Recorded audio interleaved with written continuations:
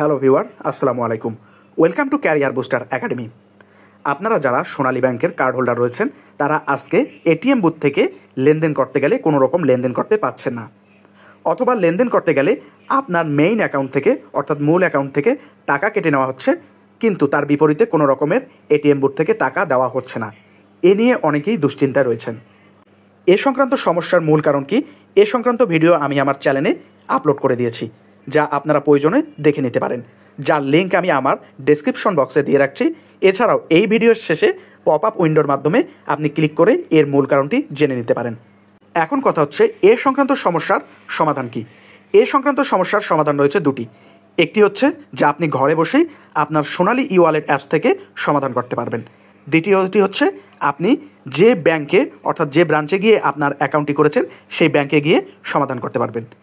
আর এই সমস্যার মূল কারণ হচ্ছে সোনালী ব্যাংক তাদের ব্যাংকিং কার্যক্রম পরিচালনা করার জন্য আগে থার্ড পার্টি সার্ভার ব্যবহার করত।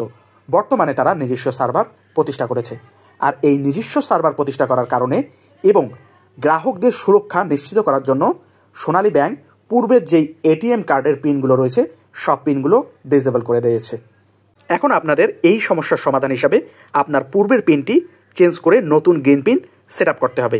এই গ্রিন পিন সেট আপ করতে পারেন আপনারা দুভাবে। একটি হচ্ছে আপনি যেই ব্রাঞ্চে আপনার অ্যাকাউন্টটি করেছেন সেই ব্রাঞ্চে যাবেন এবং ব্রাঞ্চে গিয়ে আপনার কার্ড নম্বরটি বলবেন, তার প্রেক্ষিতে তারা আপনাকে নতুন 4 ডিজিটের একটি গ্রিন পিন প্রোভাইড করবে।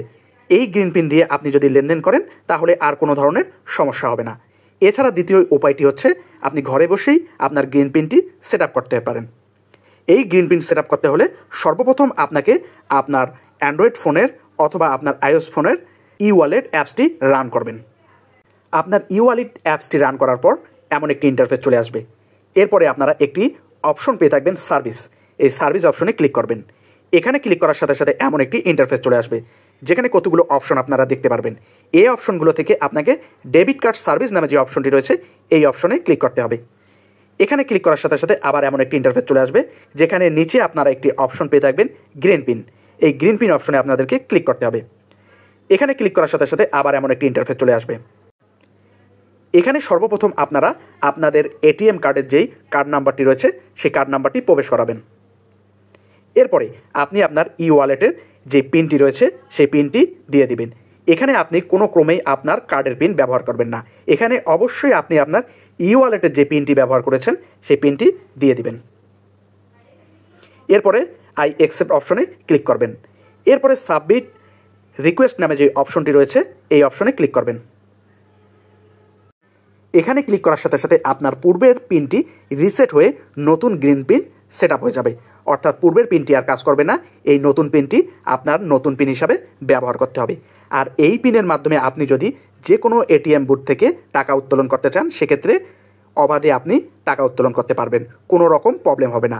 আর এভাবেই আপনি ঘরে বসে সোনালী ই ওয়ালেটের মাধ্যমে গ্রিন পিন সেট আপ করতে পারবেন।